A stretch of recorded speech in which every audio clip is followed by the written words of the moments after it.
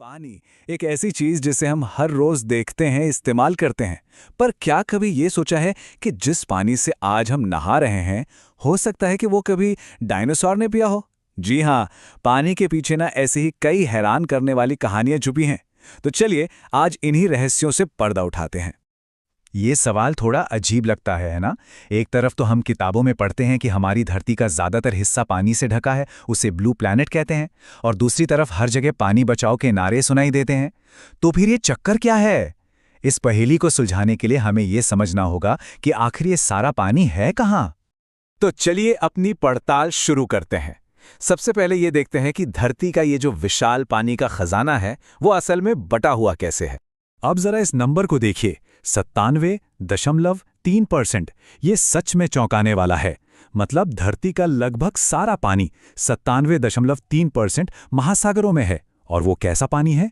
खारा, जो हमारे किसी काम का नहीं, ना हम पी सकते हैं ना उससे खेती कर सकते हैं। तो सवाल उठता है कि भाई पीने लायक मीठा पानी है कहाँ? ये टेबल देखिए, लगभग 2% पानी तो पहाड़ों पर बर्फ के रूप में जमा हुआ है, ग्लेशियर्स में। और जो पानी हमें आसानी से मिल सकता है, मतलब नदियों, झीलों और जमीन के नीचे, वो 1% से भी कम है। और सबसे कमाल की बात जानते हैं? दुनिया की सारी नदियों का पानी अगर मिला भी दें तो वो कुल पानी का सिर्फ 0.0001% है। सोच भी सकते हैं कितना कम। अच्छा, इन परसेंटेजेस को ना और आसान बनाते हैं। चलिए एक छोटा सा एक्सपेरिमेंट करते हैं दिमाग में। सोचिए कि आपके पास पानी की एक 2 लीटर वाली बॉटल है। मान लीजिए कि यह धरती का सारा पानी है। अब इस पूरी बॉटल में से बस 12 चम्मच पानी निकालकर एक कटोरी में रख लीजिए। तो बॉटल में जो इतना सारा पानी बचा है वो सब खारा है, बेकार। और कटोरी में जो सिर्फ 12 चम्मच पानी है ना, बस वही है धरती पर मौजूद कुल मीठा पानी। लेकिन कहानी यहां खत्म नहीं होती। अब उस कटोरी वाले 12 चम्मच पानी को देखिए, उसमें से भी 9 चम्मच तो बर्फ बनकर जमे हुए हैं। 2 चम्मच जमीन के इतने नीचे हैं कि उन्हें निकालना मुश्किल है। झीलों में है सिर्फ आधा चम्मच। और दुनिया की सारी नदियों का पानी बस 1 बूंद। सोचिए, पूरी दुनिया की नदियां बस 1 बूंद के बराबर हैं, और इसी 1 बूंद पर हम सब सबसे ज्यादा निर्भर हैं। वैसे खारेपन की बात चली है तो इज़राइल का मृत सागर यानी डेड सी एक बहुत ही मजेदार उदाहरण है। यहाँ पानी में नमक इतना ज्यादा है कि कोई इसमें डूब ही नहीं सकता, बस ऊपर ऊपर तैरता रहता है। तो अब यह सवाल मन में आता है कि अगर पीने का पानी इतना कम है तो हजारों सालों से यह खत्म क्यों नहीं हुआ? इसका राज छिपा है प्रकृति के एक जादुई साइकिल में। चलिए देखते हैं ये क्या है। हमारी पृथ्वी ना एक बंद डिब्बे की तरह है, जिसे थलशाला या टेरारियम कहते हैं। इसका मतलब है कि पानी न तो कहीं बाहर से आता है और न ही कहीं बाहर जाता है। जो पानी आज हम इस्तेमाल कर रहे हैं, क्या पता वो सैकड़ों साल पहले अमेज़न नदी में बहता हो। ये बस अपना रूप बदलता रहता है। कमाल है ना? और इसी जादुई साइकिल को हम कहते हैं जल चक्र या वाटर साइकिल। ये एक ऐसा सफर है जो कभी खत्म नहीं होता, जिसमें पानी समंदर से आसमान और आसमान से वापस जमीन के बीच घूमता रहता है, हमारे लिए ताज़ा पानी तैयार करता रहता है। इसके ना 3 मेन स्टेप्स हैं, बहुत आसान है। पहला, वाष्पीकरण, जब सूरज की गर्मी से पानी भाप बनकर ऊपर उड़ता है। दूसरा, संघनन, जब ये भाप ठंडी होकर छोटे छोटे पानी की बूंदों में बदलकर बादल बना लेती है। और तीसरा, वर्षण, जब ये पानी बारिश, बर्फ या ओलों के रूप में वापस धरती पर गिर जाता है। तो जलचक्र हमें जिंदगी देता है, लेकिन यही पानी, खासतौर पर महासागरों का पानी, अपने अंदर एक जबरदस्त ताकत भी छुपाए हुए है। किसी शांत झील को देखिए, उसका पानी ठहरा हुआ लगता है, लेकिन समंदर कभी शांत नहीं होता। वो हमेशा चलता रहता है, लहरों, ज्वार भाटा और धाराओं के रूप में। और कभी-कभी जब महासागर की यही शक्ति एक विनाशकारी रूप ले लेती है, तो उसे हम कहते हैं सुनामी। सुनामी असल में एक जापानी शब्द है। इसका मतलब होता है बंदरगाह की लहरें।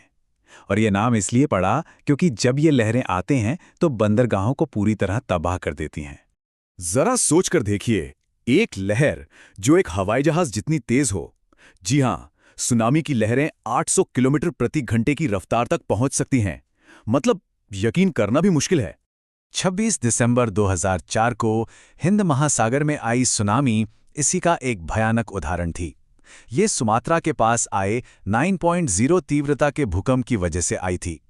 भारत में इससे 10,000 से ज्यादा लोगों की जान चली गई और हमारा जो सबसे दक्षिणी बिंदु था, इंदिरा पॉइंट, वो हमेशा के लिए पानी में डूब गया। ये तस्वीरें ये अपने आप में पूरी कहानी कह देती हैं।